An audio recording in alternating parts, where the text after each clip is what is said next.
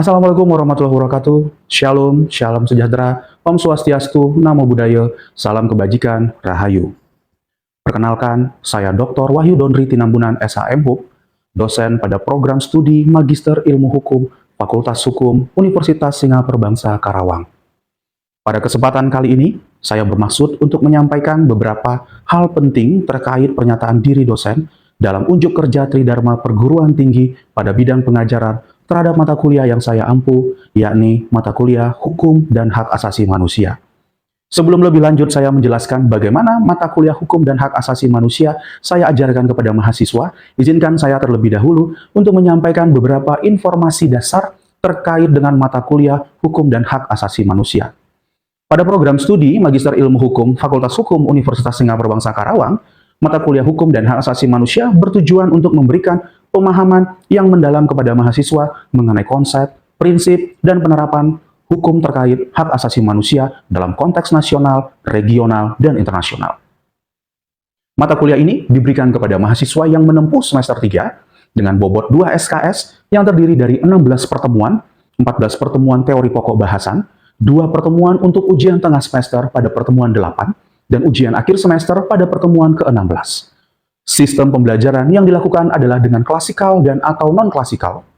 Metode pembelajaran yang saya gunakan pada metode ini adalah ceramah, diskusi interaktif, dan atau problem-based learning.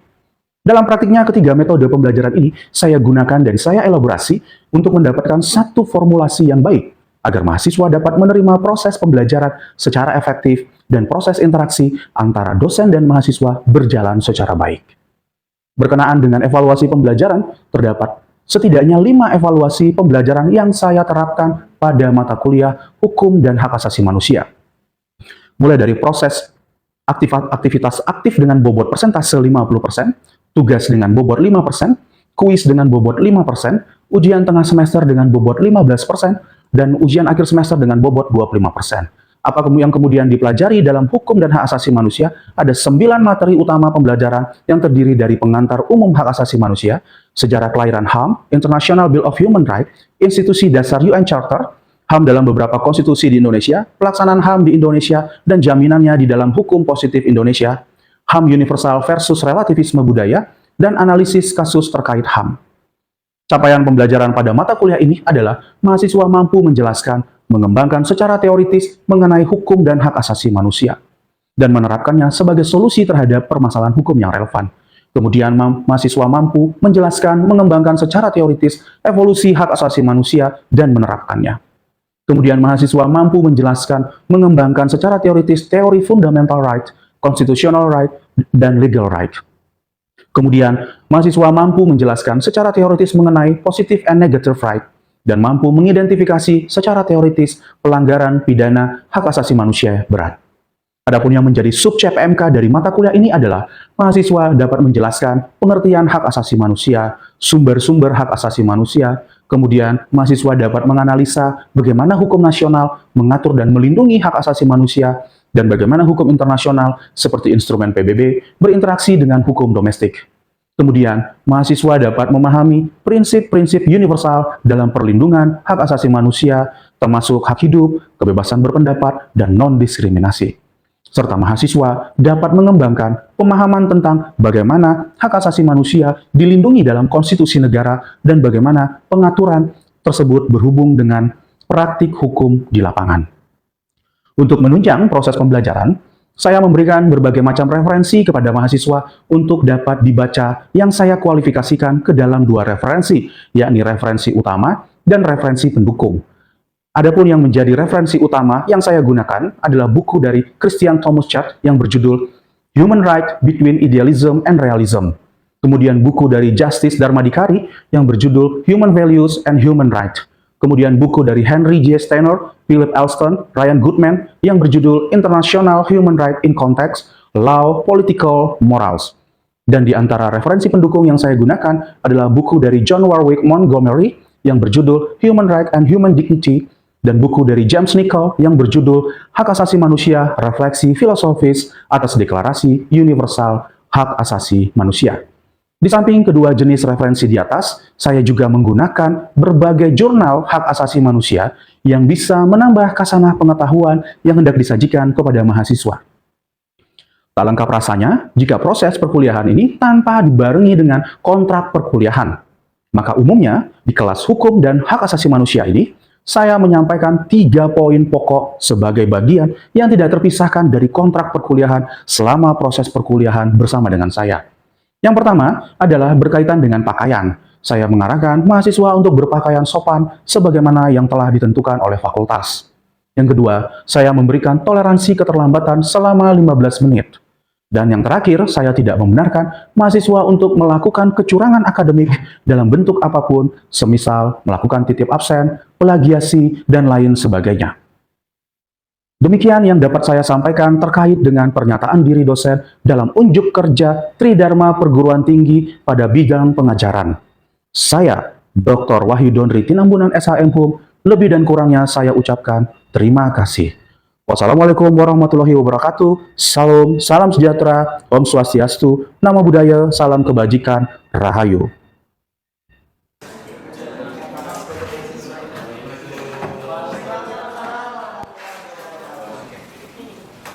Assalamualaikum warahmatullahi wabarakatuh. Baik, shalom, salam sejahtera, Om Swastiastu, Namo Buddhaya, salam kebajikan, Rahayu. Selamat pagi Bapak Ibu, mahasiswa program studi Magister Ilmu Hukum. Pagi, apa kabar semuanya? Sehat ya, baik, senang bisa bertemu kembali Bapak Ibu.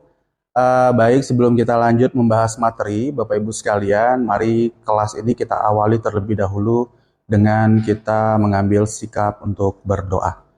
Berdoa dimulai. Berdoa selesai. Baik, Bapak Ibu, saya mohon izin untuk melakukan absen terlebih dahulu. Oke, saya izin untuk mengabsen. Baik, Saudara Adil Sembiring? Oke, baik, terima kasih. Saudara Bagus Satrio? Baik. Saudari Dea Rahmawati? Oke, baik. Saudari Devika? Baik, terima kasih. Saudara Muhammad Faizin? Baik, terima kasih. Saudari Nadia? Baik, terima kasih. Saudari Zelin? Baik, terima kasih. Saudara Zul Amirul Haq? Baik, terima kasih Bapak Ibu sekalian. Wah, senang sekali pada kesempatan siang hari ini kita semua bisa hadir. Saya sudah mengabsen dan Bapak Ibu semua dapat hadir pada kesempatan ini. Oke, Bapak Ibu sekalian, pada hari ini kita masuk pada perkuliahan atau pertemuan ketiga untuk mata kuliah Hukum dan Hak Asasi Manusia dengan tema prinsip dasar hak asasi manusia, kodrati, positivisme, dan universalisme. Sebelum saya lanjut, saya mau tanya dulu untuk pertemuan kedua minggu lalu, ada yang mau ditanyakan? Jelas ya? Oke, baik, terima kasih semuanya. Oke, saya lanjut. Nah, materi kita berkaitan tentang teori hak asasi manusia, kodrati, positivisme, dan universalisme ini, kita akan membahas salah satu pondasi penting dalam studi hukum dan hak asasi manusia, yaitu mengenai 3 teori utama yang menjelaskan dasar legitimasi dan eksistensi hak asasi manusia. Jadi ada teori kodrati, teori positivisme, dan teori universalisme. Nah, Bapak Ibu sekalian, dari ketiga atau setiap teori ini menawarkan pandangan ya yang berbeda mengenai dari mana HAM itu berasal, bagaimana hak tersebut berlaku, dan dalam konteks apa ya hak-hak tersebut ya dapat dijalankan atau dibatasi. Jadi materi ini akan sangat membantu untuk memahami kita dari berbagai pendekatan filosofis, legal, dan internasional yang membentuk dasar normatif dari sistem hukum nasional maupun global dalam menjamin hak-hak dasar manusia. Oke. Nah, jadi ada 4 tujuan pembelajaran kita pada kesempatan kali ini. Yang pertama, kita dengan mempelajari ini ingin memahami konsep dasar ya dari teori hak-hak kodrati ya. Artinya supaya kita bisa memahami bahwa hak asasi manusia itu tidak selalu bergantung kepada keberadaan negara atau hukum positif. Jadi teori kodrati itu nanti akan menjelaskan bahwa hak tersebut melekat karena manusia itu adalah makhluk rasional ya yang memiliki martabat. Oke. Yang kedua, ya, menjelaskan ciri teori positivisme. Jadi di sini kita akan mendalami pandangan bahwa hukum dan hak itu hanya sah kalau diterapkan oleh otoritas yang sah. Jadi dalam sebuah organisasi besar, kalau berbicara otoritas yang sah disebut siapa? Pemerintah, negara. Ya. Jadi pendekatan ini penting untuk memahami mengapa negara memiliki kewenangan dalam menetapkan dan membatasi hak warga negara melalui hukum tertulis. Yang ketiga, ya, kita ingin menganalisis pendekatan universalisme dalam HAM. Baik, Bapak Ibu, kita akan melihat bagaimana ya standar internasional dalam hak asasi manusia itu dikembangkan dan diberlakukan dalam lintas negara, ya, tanpa melihat latar belakang apakah budayanya, agamanya, atau sistem politik. Ya. Nah, ini krusial untuk memahami ya kerangka kerja hak asasi global seperti yang diatur di dalam Deklarasi Universal Hak Asasi Manusia pada tahun 1948. Ya. Kemudian yang keempat, kita ingin mengkritisi apa yang menjadi perbedaan antara ketiga teori yang sudah kita bahas tadi. Ya. Jadi kita akan melihat apa yang menjadi kelebihan dan kelemahan masing-masing dari teori ini. Tujuannya untuk apa? Supaya kita membangun pemahaman yang utuh dan kritis dalam melihat implementasi HAM dalam konteks lokal, konteks nasional, dan juga global. Oke, baik Bapak Ibu, kita coba melihat, akan mendalami yang pertama mengenai konsep dasar hak asasi manusia. Baik, Bapak Ibu sekalian, konsep dasar dari hak asasi manusia itu dikatakan bahwa adalah hak melekat sejak lahir. Hak melekat sejak lahir. Nah, jadi pemahaman tentang konsep dasar HAM itu merupakan fondasi yang sangat penting. HAM melekat sejak lahir. Ketika dulu mungkin Bapak Ibu waktu di S1 sudah mempelajari ya, bahwa disampaikan HAM adalah hak-hak yang tidak diberikan oleh negara, melainkan melekat secara alami pada setiap individu karena dia adalah manusia. Oleh karena itu apa? HAM itu tidak boleh dicabut, tidak boleh dibatasi, maksud saya tidak bisa dibatasi secara sembarangan, ya, atau dipilih-pilih berdasarkan apa? Berdasarkan status hukumnya, politiknya, atau sosial dari seseorang. Nah, maka dia bersifat universal, ya, karena hak asasi manusia itu berlaku untuk semua orang dimanapun, kapanpun, dan dalam kondisi apapun. Nah, prinsip-prinsip inilah yang kemudian ditegaskan di dalam berbagai macam instrumen-instrumen internasional. Oke. Nah, Bapak Ibu sekalian, berkaitan tentang penjelasan bagaimana kita melihat HAM itu dijelaskan melalui berbagai teori-teori di dalam hak asasi manusia. Oke, teori kodrati, teori positivisme, ya, dan teori universalisme. Ya. Bapak Ibu, penjelasan mengenai atau penegasan di dalam memahami bagaimana HAM itu dibenarkan dan dijustifikasi secara filosofis dan hukum, kita bisa melihat melalui ketiga teori itu tadi. Ada teori kodrati, dan ada teori positivisme, dan ada teori universalisme. Oke, kita lihat satu persatu. Yang pertama, teori hak kodrati. Ya. Teori yang sering sekali disebut sebagai natural right theory ini merupakan pendekatan filosofis paling awal dalam memahami hak asasi manusia. Teori ini menyatakan apa? Dia menyatakan bahwa hak asasi manusia itu tidak diciptakan oleh negara, ya, melainkan dia melekat pada manusia berdasarkan kodratnya sebagai makhluk rasional dan bermoral.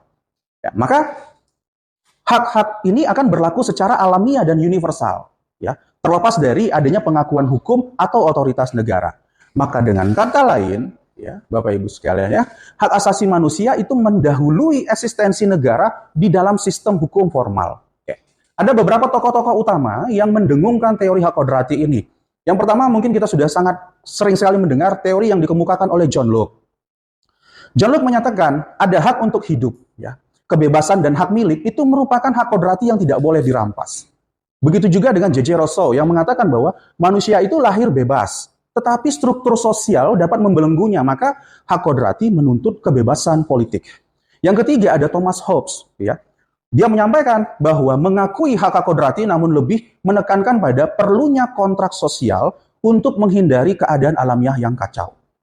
Contoh penerapan di dalam konteks hukum dan HAM. Ya. Yang pertama kita bisa lihat penolakan terhadap perbudakan dan penyiksaan, gitu ya, atau penyiksaan. Dikatakan bahwa kalau suatu negara, andai kata suatu negara melegalkan perbudakan, maka teori kodrati menganggap hal itu tetap tidak sah secara moral. Kenapa? Karena melanggar hak dasar dari manusia. Ya.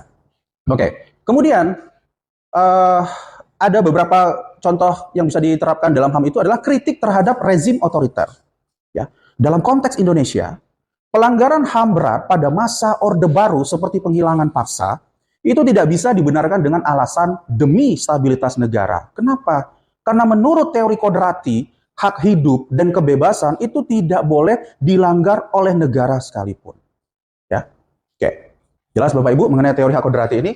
Ada yang mau ditanyakan terlebih dahulu? Boleh, silakan kalau ada yang... Oh, boleh. Baik, silakan Pak Adil. Baik Bapak, terima kasih atas kesempatan yang diberikan kepada saya. Dari penjelasan yang Bapak jelaskan barusan, saya memahami bahwa hak asasi manusia itu adalah hak alami yang dimiliki oleh setiap manusia sejak lahir. Begitu yang disampaikan oleh menurut teori hak kodrati ini. Namun, bagaimana jika suatu negara menolak prinsip hak kodrati ini? Apakah sistem hukum di suatu negara tersebut masih dapat dianggap adil bagi masyarakatnya? Baik, oke, baik. Terima kasih pertanyaannya. Ini bagus sekali pertanyaan. Jadi, kalau suatu negara menolak, ya, atau mengabaikan eksistensi hak kodrati, maka sistem hukumnya itu akan hanya mementingkan legalitas formal. Artinya apa yang ditetapkan oleh hukum. Ya. Maka mengabaikan moralitas hukum, ya, apakah hukum itu adil, manusiawi, dan menjamin martabat.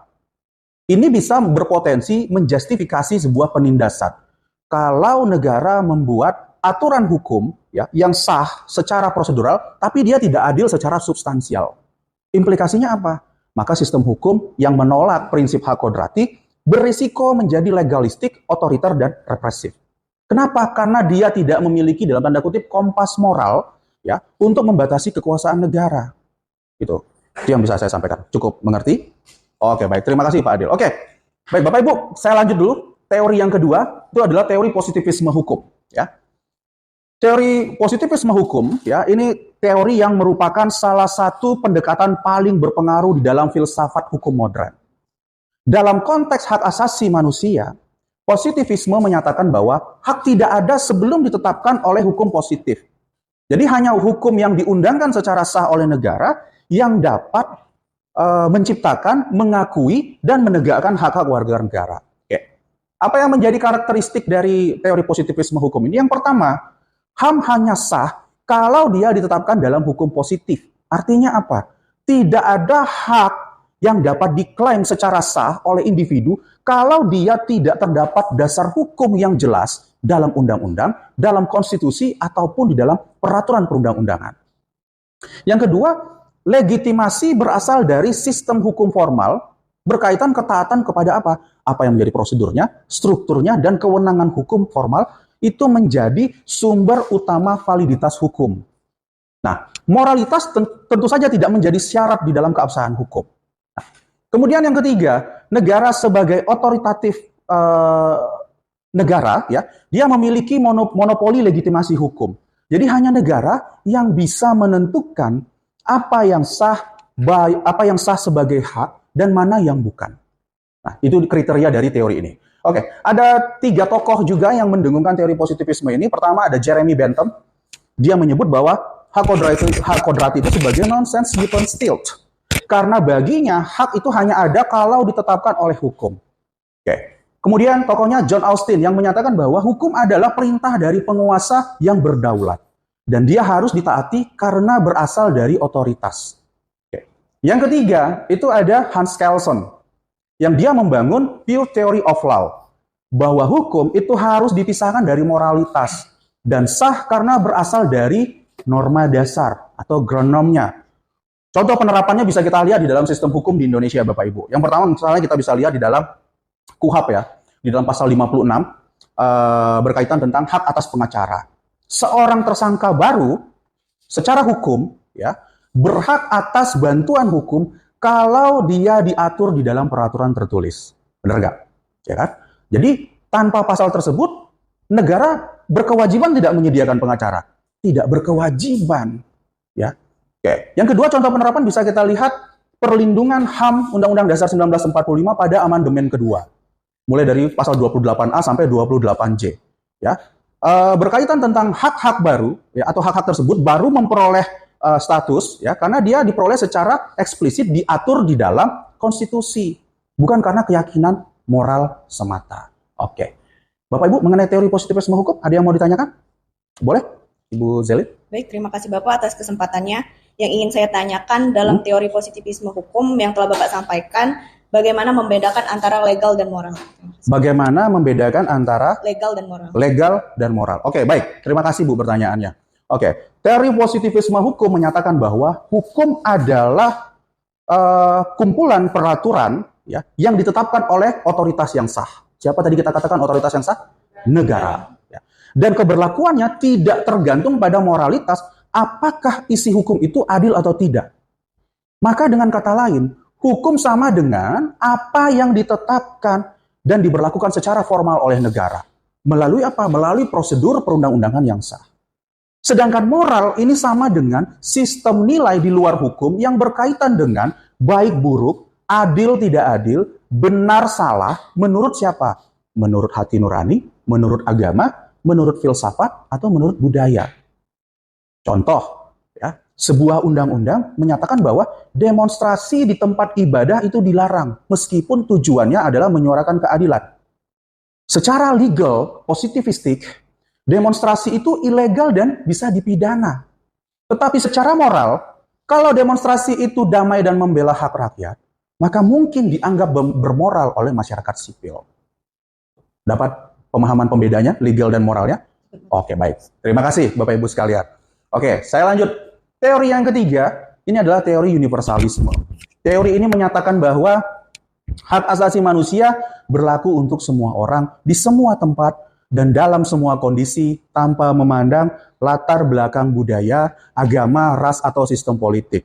Jadi ini adalah landasan utama sistem hukum HAM internasional pasca Perang Dunia Kedua.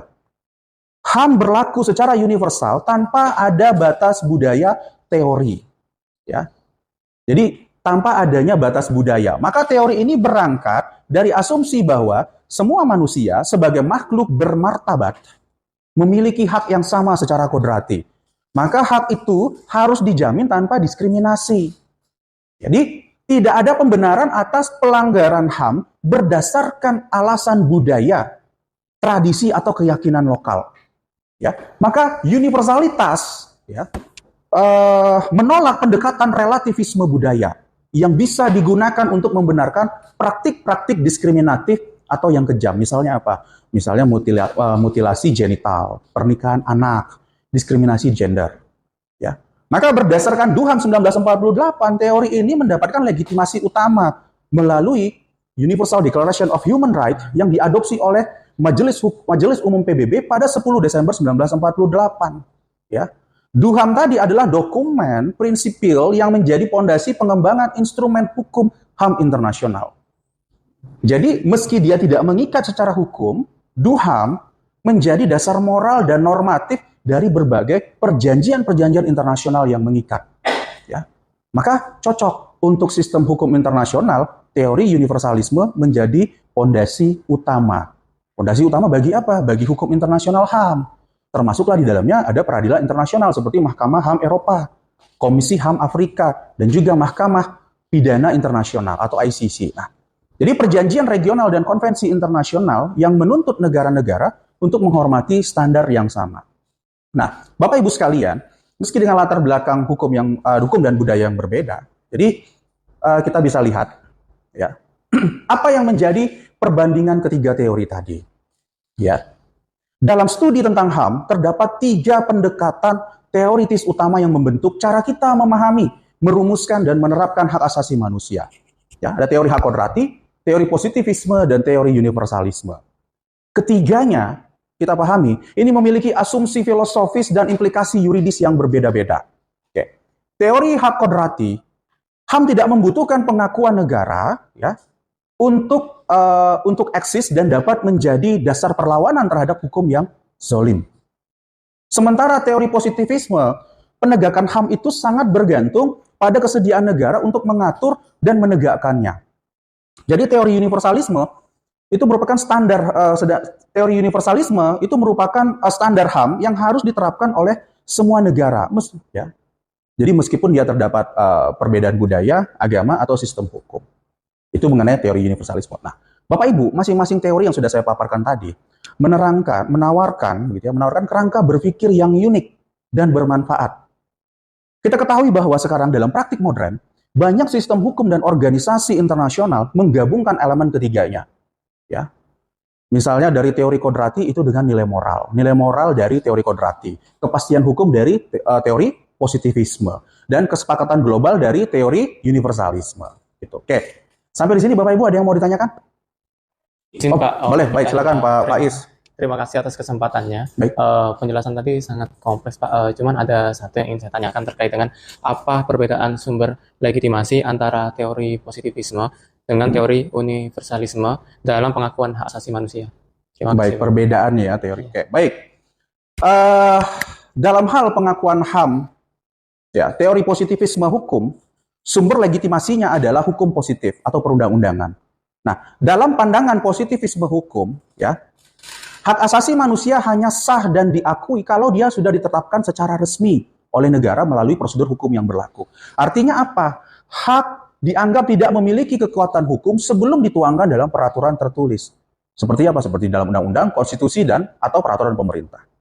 Nah, kedua, negara itu adalah satu-satunya sumber legitimasi hukum dan hanya hukum yang dibuat melalui otoritas yang sah, yang diakui. Contoh, sebelum Indonesia mengatur perlindungan data pribadi di dalam RUU PDP, ya, karena tidak bisa menuntut haknya secara legal ketika datanya disalahgunakan karena belum adanya penegakan formal di dalam hukum positif. Ya. Maka dalam pandangan universalisme HAM, sebuah sumber legitimasinya itu adalah martabat manusia, ya, dan prinsip moral universal.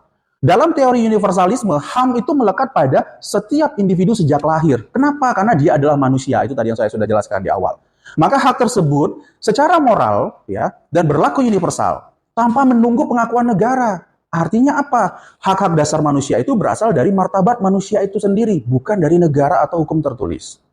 Ya. Yang kedua, legitimasi HAM itu bersumber dari prinsip moral yang disepakati bersama secara internasional. Contohnya seperti apa? Contoh penolakan masyarakat sipil terhadap hukuman mati. Misalnya dalam kasus kasus korupsi atau narkotika. Nah, ini sering dilandaskan pada apa? Pada prinsip universalisme. Bahwa hak hidup adalah hak yang tidak dapat dikurangi dalam keadaan apapun. Meskipun secara hukum positif dia masih diizinkan oleh negara. Itu. Gimana kira-kira Pak Faiz? Bisa cukup dimengerti penjelasan saya? Oke, baik. Nah, itu yang bisa saya jelaskan sebagai materi di pada pertemuan ketiga ini. Tapi rasanya perkuliahan akan tidak sangat terasa kalau belum diberikan tugas. Nah, baik.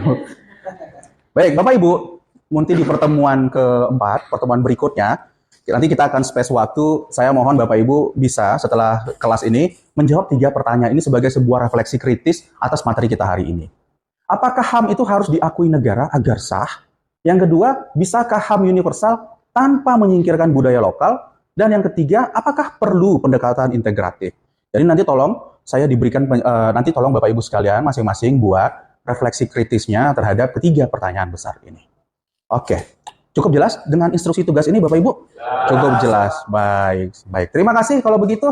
Kalau sudah tidak ada yang ingin ditanyakan lagi, karena tadi kita mengawali dengan berdoa, maka kelas ini kita akhiri dengan berdoa. Baik, silakan Bapak Ibu ambil sikap untuk berdoa. Berdoa dimulai. Berdoa selesai.